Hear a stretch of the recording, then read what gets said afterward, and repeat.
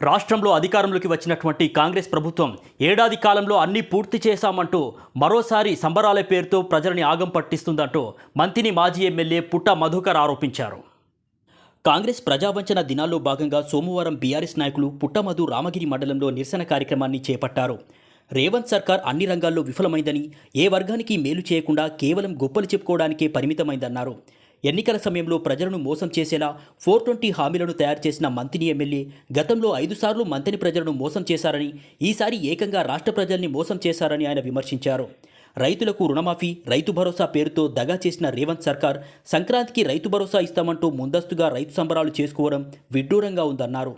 ఇప్పటికే 2 సార్లు రైతు భరోసా ఇవ్వకుండా ఎగ్గొట్టిన ఘనత రేవంత్ సర్కార్కే దక్కుతుందని విమర్శలు చేశారు.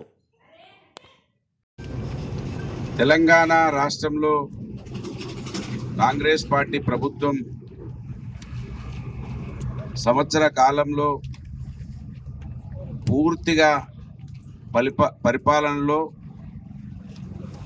అన్ని రంగాలలో విఫలమై కాంగ్రెస్ పార్టీ సంబరాల పేరుతోటి ఇంకా ఈ రాష్ట్ర ప్రజల్ని అయోమయంలోకి గురి చేస్తూ ఉన్న విషయాన్ని ప్రజలందరూ కూడా ఆశ్చర్యం వ్యక్తం చేస్తున్నటువంటి ఈ తరుణంలో ప్రధాన ప్రతిపక్ష పార్టీగా ఈ నియోజకవర్గ శాసనసభ్యుడే 420 హామీలను తయారు చేసిండు కనుక ఈ నియోజకవర్గ శాసనసభ్యుడు నియోజకవర్గాన్ని 5 సార్లు మోసం చేసి ఇప్పుడు రాష్ట్ర ప్రజలను మోసం చేస్తున్నటువంటి ఈ తరుణంలో మేము మంత్రి నియోజకవర్గంలో ప్రజా వంచన దినాలు, ఇది నిజం.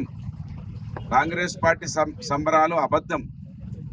నిన్న కాంగ్రెస్ పార్టీ రైతుల సంబరాలను చేసి రైతులకు పంట రుణమాఫీని మొత్తం చేయకుండా రైతు బంధు భరోసా అని చెప్పి, బంధువు కాదు ఇంకా భరోసా అని చెప్పి దాన్ని కూడా ఎగ్గొట్టి 2 సార్లు ఎగ్గొట్టి మళ్ళీ సంక్రాంతికి ఇస్తామని నిన్నటి మీటింగ్లో, అంటే సంక్రాంతికి ఇస్తామని ముందే సంబరాలు చేస్తున్నట్టుగా మీటింగ్ పెట్టి పూర్తిగా అబద్ధాలు ఆడినటువంటి ముఖ్యమంత్రి గారు రేపు పెద్దపల్లికి వస్తూ ఉన్నారు. 4వ తారీఖు నాడు యువకుల పేరు మీద ఇక్కడికి వస్తూ ఉన్నారు. యువకులకు ఏమైనా చేసిండ్రా మీరు ఇప్పటి వరకు? కనీసం నిరుద్యోగ భృతి ఇస్తానని ఇచ్చిండ్రా? 5 లక్షల రూపాయల ATM కార్డు ఇస్తానని ఇచ్చిండ్రా? అసలు ఎందుకు వస్తున్నారు పెద్దపల్లికి? ఏం చేసిర్రు యువకులకని?